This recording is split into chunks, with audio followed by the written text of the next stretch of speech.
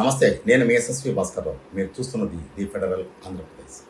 ఒకసారి తాజా అధికారిక సభల్లో ముఖ్యమంత్రి నారా చంద్రబాబు నోట వినిపిస్తున్న మాటలేంటో ఒకసారి వినండి.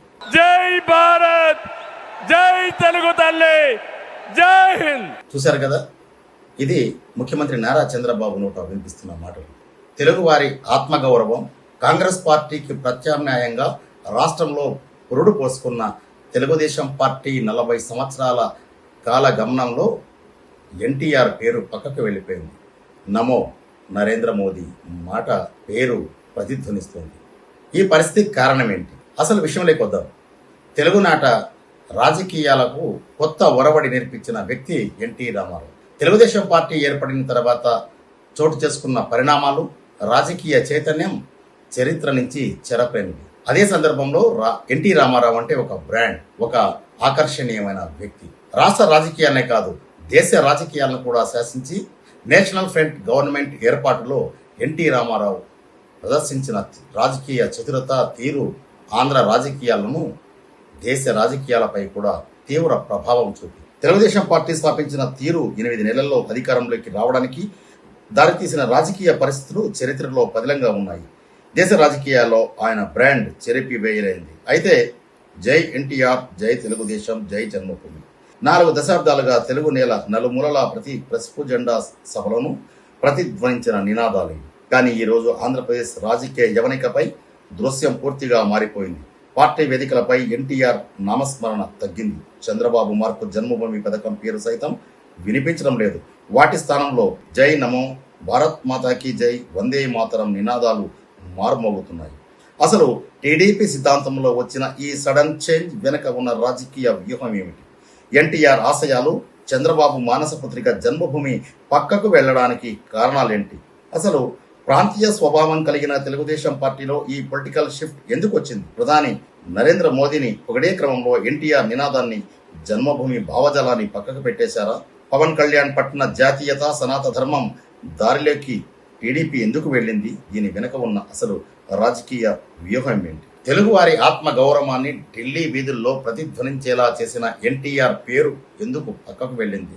అదే సందర్భంలో ముఖ్యమంత్రిగా బాధ్యతలు చేపట్టిన తర్వాత మొదటిసారి ఉమ్మడి ఆంధ్రప్రదేశ్లో ముఖ్యమంత్రి నారా చంద్రబాబు జన్మభూమి తన మానస పుత్రికగా ప్రకటించుకొని సామాజిక హిత కార్యక్రమాల్లో ప్రజలను చైతన్యం, మమేకం చేసే దిశగా సాగిన కార్యక్రమాలు ఎందుకు పక్కకు వెళ్ళాయి అనేది ఒకసారి పరిశీలిద్దాం. 1982లో తెలుగువారి ఆత్మగౌరవం అనే ఒక్క నినాదంతో వచ్చి నాటి కాంగ్రెస్ సామ్రాజ్యాన్ని కుప్పకూల్చిన చరిత్ర ఎన్టీఆర్ది.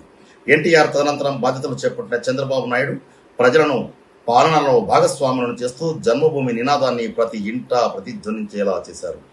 కానీ 2024 పొత్తుల అనంతరం అధికారంలోకి వచ్చాక పరిస్థితులు తలకిందులయ్యాయి.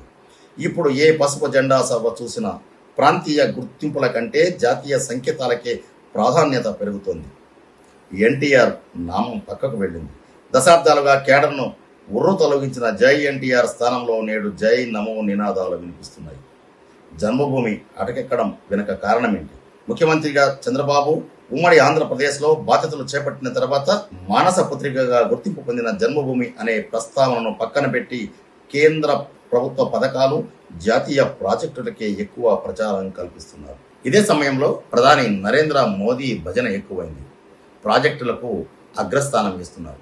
రాష్ట్ర ప్రయోజనాల కోసం, ఈ ప్రాంత అభివృద్ధి కోసమే కేంద్ర ప్రభుత్వంతో అధిక నిధులు సాధించే క్రమంలోనే ఎన్డీఏ కూటమిలో కీలక భాగస్వామిగా ఉన్న టీడీపీ కూటమి కూడా ప్రయత్నం చేస్తోందని ముఖ్యమంత్రి నారా చంద్రబాబు చెబుతూ వస్తున్నారు. ఈ మార్పునకు ప్రధాన కారణం ప్రధాని నరేంద్ర మోదీ పట్ల చంద్రబాబు అనుసరిస్తున్న తీరు. అమరావతి నిర్మాణం, పోలవరం పూర్తి చేయడం, రాష్ట్రానికి భారీగా నిధులు రాబట్టడం వంటి అంశాల కోసం కేంద్రంతో సఖ్యత అత్యవసరంగా మారింది. ఈ ఆర్థిక రాజకీయ అవసరాల కోసమే సీఎం చంద్రబాబు బహిరంగ సభల్లో ప్రధాని మోదీ పనితీరును, క్రమశిక్షణను ఆకాశానికెత్తుతున్నారు. ఈ క్రమంలో ప్రాంతీయ పార్టీ అయిన టీడీపీ కేంద్రంతో సత్సంబంధాల పేరుతో తన సొంత నినాదాలను పక్కన పెట్టి బీజేపీకి అనుకూలమైన భారత్ మాతాకి జై, వందే మాతరం నినాదాలను భుజాన వేసుకుంది. స్థానిక ఆత్మ గౌరవం కంటే జాతీయ సమగ్రత, కేంద్ర సహాయం ముఖ్యమనే భావనను ప్రజలలోకి తీసుకెళ్లే ప్రయత్నం చేస్తున్నారు. దీనిపై సిపిఐ జాతీయ కార్యదర్శి రామకృష్ణ తీవ్ర అభ్యంతరాలు లేవనెత్తారు. ఆయన ఏమన్నారో ఆయన మాటల్లో వినండి. ఇవాళ స్పష్టంగా చెప్తా ఉన్నాం. ఈరోజు చంద్రబాబు నాయుడు, పవన్ కళ్యాణ్ తెలుగు ప్రజల ఆత్మగౌరవాన్ని తాకట్టు పెడతా ఉన్నారు. మీరు మీ స్వార్థపర రాజకీయాల కోసం ఇవాళ దేశంలో జరగని దాన్ని జరిగినట్లు ప్రచారం చేస్తూ ఉన్నారు. దేశమంతా కోడే కూస్తూ ఉంది. ఇలాంటి నరేంద్ర మోడీ లాంటి పనికిమాలిన ప్రధానమంత్రి ఈ దేశానికి ఇంతవరకు రాలేదని మీరు దాన్ని కప్పిపుచ్చడానికి, దీన్ని అంతా కూడా హంగామా చేయడానికి మీరు పూనుకుంటా ఉన్నారు. దీన్ని తీవ్రంగా తప్పుపడతా ఉన్నాం, ఖండిస్తూ ఉన్నాం.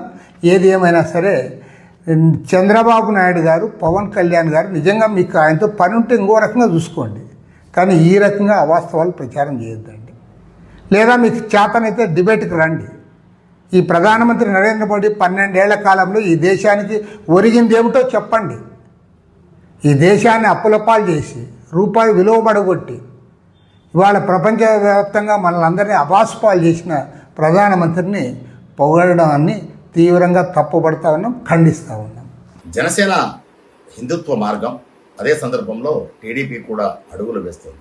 దీని వెనక అసలు ప్రధాన ఉద్దేశం, కారణం ఏంటి? ఈ సమీకరణలో అత్యంత కీలక పాత్ర వహించింది ఉప ముఖ్యమంత్రి పవన్ కళ్యాణ్. ఆయన నాయకత్వంలోని జనసేన ఒకప్పుడు వామపక్ష భావజాలం చెగువేరా మార్గంలో నడిచిన పవన్ 2024 ఎన్నికల విజయం తర్వాత సనాతన ధర్మం, జాతీయతలను తన ప్రధాన అజెండాగా మార్చుకున్నారు. తిరుమల శ్రీవారి లడ్డూ ప్రసాదం వివాదం నుంచి దక్షిణాదిలో సనాతన ధర్మ పరిరక్షణ బోర్డు స్థాపన వరకు పవన్ పట్టిన హార్డ్ హిందుత్వ లైన్ పొత్తులో ఉన్న టీడీపీని కూడా ఆ వైపు ఆలోచింపచేసేలా చేసింది. పవన్ ద్వారా జాతీయత, సనాతన ధర్మం వైపు మళ్లిన ఓటు బ్యాంకును కాపాడుకోవాలంటే టీడీపీ కూడా అదే హిందుత్వ బాట పట్టక తప్పలేదు.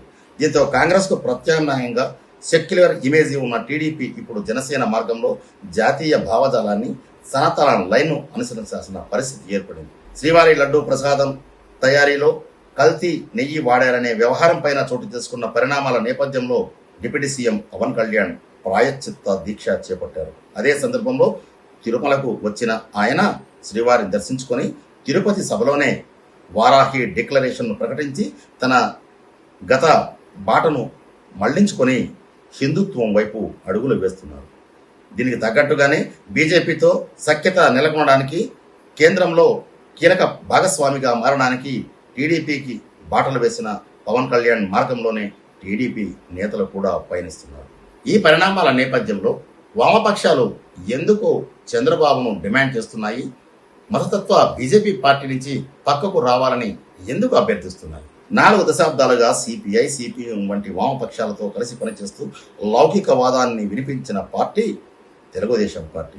ఇప్పుడు జై నమో, భారత్ మాతాకి జై అనడంపై వామపక్షాలు తీవ్ర అభ్యంతరం వ్యక్తం చేస్తున్నాయి. స్వప్రయోజనాలు, నిధుల కోసం టీడీపీ తన సిద్ధాంతాలను బీజేపీ పాదాల చెంత ఉంచుతోంది అని ఘాటుగానే, తీవ్రంగానే విమర్శిస్తున్నారు. ఈ మార్పు వల్ల టీడీపీ కూటమికి వచ్చే లాభాలేంటి, నష్టాలేంటి? అదే సందర్భంలో ఆంధ్రప్రదేశ్కు ఒరిగే ప్రయోజనాలు ఏంటి అనేది ఒకసారి మనం చూస్తే, లాభం కేంద్రం నుంచి రావాల్సిన నిధులు, ప్రాజెక్టులను వేగవంతం చేసుకోవడం, అలాగే పొత్తు బలంతో 5 ఏళ్ల పాలనను నిలబెట్టుకోవడం అనేది ప్రధానంగా కనిపిస్తుంది. నష్టాలను పరిశీలిస్తే ప్రాంతీయ భావజాలంతో పుట్టిన పార్టీ తెలుగుదేశం. ఎన్టీఆర్ పేరును, జన్మభూమి నినాదాన్ని పక్కన పెట్టి జాతీయత, హిందుత్వ వైపు వెళ్తే కాలక్రమంలో తన సొంత ప్రాంతీయ ఉనికిని కోల్పోయి బీజేపీ, జనసేనల నీడలో కలిసిపోయే ప్రమోదం ఉందనే విశ్లేషణలు కూడా వినిపిస్తున్నాయి. రాజకీయ విశ్లేషకులు కూడా దీనినే గట్టిగా హెచ్చరిస్తున్నారు. ఏది ఏమైనా ఎన్టీఆర్ బొమ్మను, జన్మభూమి నినాదాన్ని పక్కన పెట్టి మోదీ భజనతో పాటు భారత్ మాతాకి జై అంటూ ముందుకు సాగుతున్న చంద్రబాబు రాజకీయ ఎత్తుగడ ఏపీ రాజకీయంలో ఒక కొత్త రంగు పూసుకుంది. మరి ఈ జాతీయవాద సనాతన ధర్మం మార్గం టీడీపీకి భవిష్యత్తులో ఎలాంటి మైలేజు ఇస్తుందనేది, లేక సొంత ప్రాంతీయ మూలాలనే దెబ్బతీస్తుందనేది వేచి చూడాలి. మొత్తం మీద 4 దశాబ్దాల తెలుగుదేశం పార్టీ రాజకీయ చరిత్రలో అనేక సంచలనాలకు కేంద్ర బిందువుగా మారింది.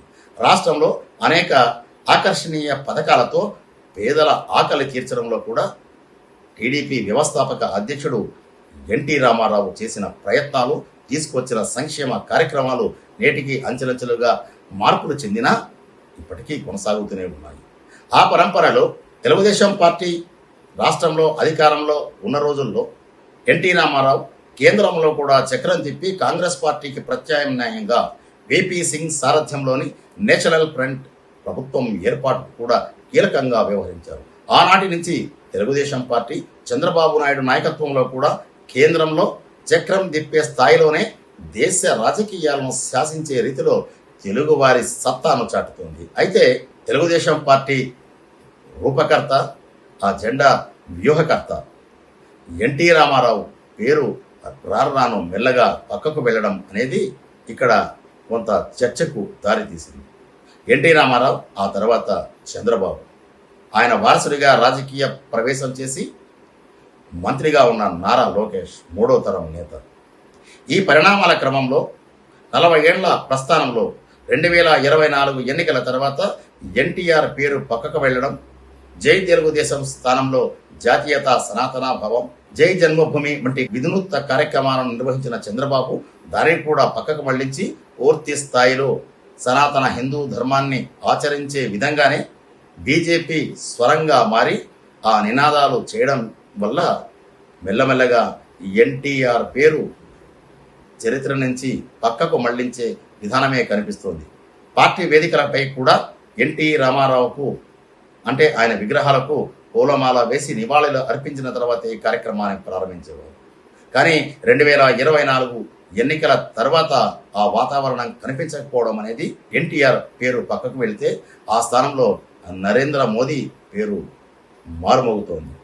దీనిని పార్టీ శ్రేణులు ఎలా జీర్ణించుకుంటాయి? అదే సందర్భంలో ఇది తాత్కాలికమా, దీర్ఘకాలికమా? రాష్ట్ర ప్రయోజనాల కోసం కేంద్రం నుంచి నిధులు సమీకరించే క్రమంలోనే ఒక ఎత్తుగడగానే తెలుగుదేశం పార్టీ నాయకులు అభివర్ణిస్తున్న వస్తున్న మార్పులు దేశంలోని అనేక రాష్ట్రాలతో పాటు ఆంధ్రప్రదేశ్లో కూడా బీజేపీ బాగా వేయాలనే యోచనలో తెలుగుదేశం పార్టీని, జనసేనను ఒక అస్త్రంగా వాడుకునే విధంగానే వ్యూహాత్మకంగానే బలపడేందుకు ప్రయత్నాలు సాగిస్తున్నట్లు విశ్లేషకులు అంచనా వేస్తున్నారు. ఈ పరిణామంలో ఎన్టీఆర్ పేరు మళ్ళీ తెర మీదకి వస్తుందా లేదా అనేది వేచి చూడాల్సిందే. ఈ కథనంపై మీ అభిప్రాయాలను కామెంట్ బాక్స్లో తెలియజేయండి. మరిన్ని ఆసక్తికరమైన కథనాల కోసం చూస్తూనే ఉండండి ది ఫెడరల్ ఆంధ్రప్రదేశ్. నేను మీ యశస్వి భాస్కరరావు, ఫెడరల్ కరస్పాండెంట్, తిరుపతి.